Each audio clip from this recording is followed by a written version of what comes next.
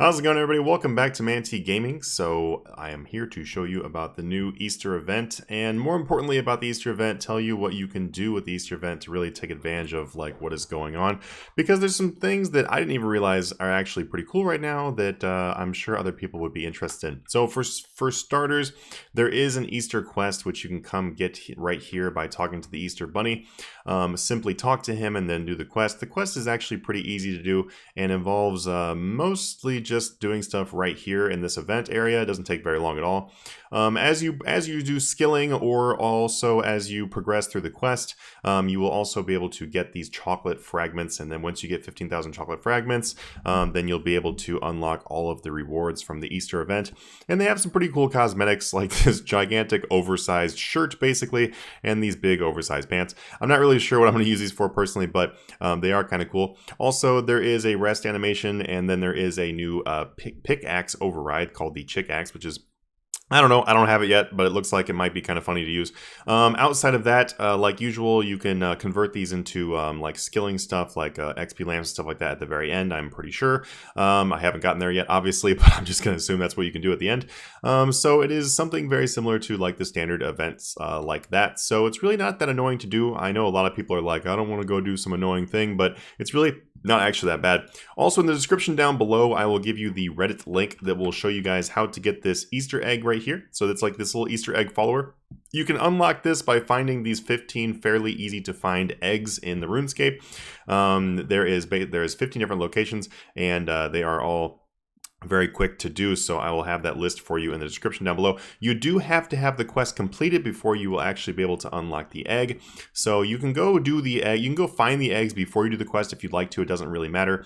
But in order to be able to actually officially unlock the pet itself, you do have to complete the quest. So it's a combination of completing the quest and also finding the 15 eggs.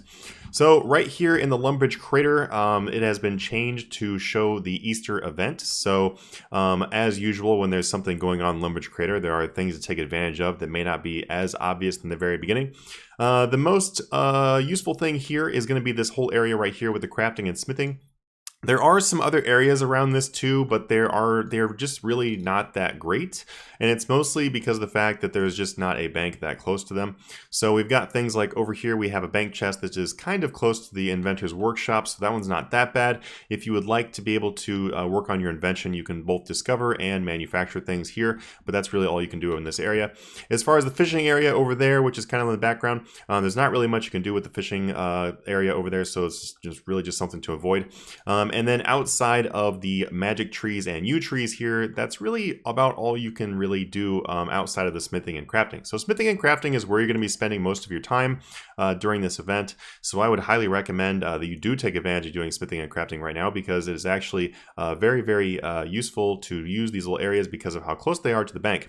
For example, you can quite simply run from the bank chest right here to literally just the furnace right there and be able to craft some gems. Actually, if I go ahead and open up my bag interface, I can show you guys really quickly. Oh, never mind. I would have to put in my bank pin. But essentially, I probably should have done that before I did the video, but whatever. Essentially right here, you can just use your preset. After you've got your preset set, then you can just simply bladed dive or whatever you want to over here to the furnace, and then you can use this furnace to smith and smelt, and obviously you have to use your bank pin for that too. Hey, look, failing. So probably the most useful thing that I found to do right here is if you are wanting to get some XP by doing like dragonstone jewelry for XP, or if you would like to make slayer rings. I know that a lot of people who make slayer rings, including myself, get annoyed by how long they take, and now they take even longer to do because of the fact they took away the portable forges, so you can't really do the rings as fast as you could previously. But with the fact that this furnace is right here next to the bank, this is like a really great time to be able to go through all of your slayer rings. If you really don't know why that you would want to get slayer rings, maybe just check them out on the wiki, but essentially they give you most importantly precious components for getting perks like scavenge and stuff like that. So if you do not do slayer rings previously, it's not a bad time to go ahead and make a few.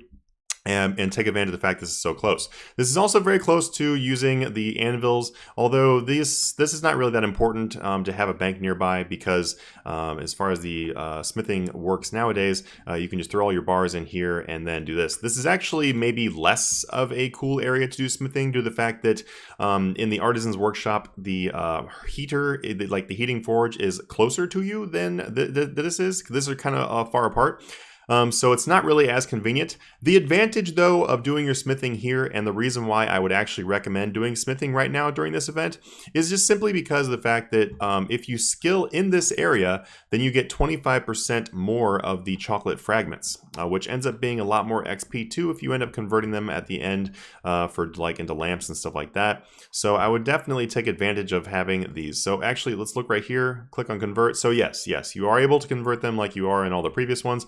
And I can almost guarantee you that the small box is going to be the best, because the small box has been the best for like ever.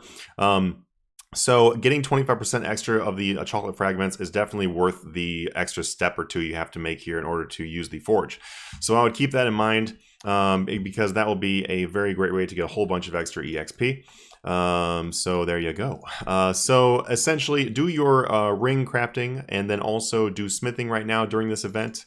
You can also run over here and use a pottery oven as well as the potter's wheel, and you can also spin. The only thing is about using the potter's wheel and the pottery oven is you can still do those in the portable crafter, so it's not really that big of an advantage to do this, and this is also running a lot further. On World, I believe 84, people are putting up portables here, so you can use the people's portables in order to still get the 25% bonus, so you can do whatever skill you want to here using portables.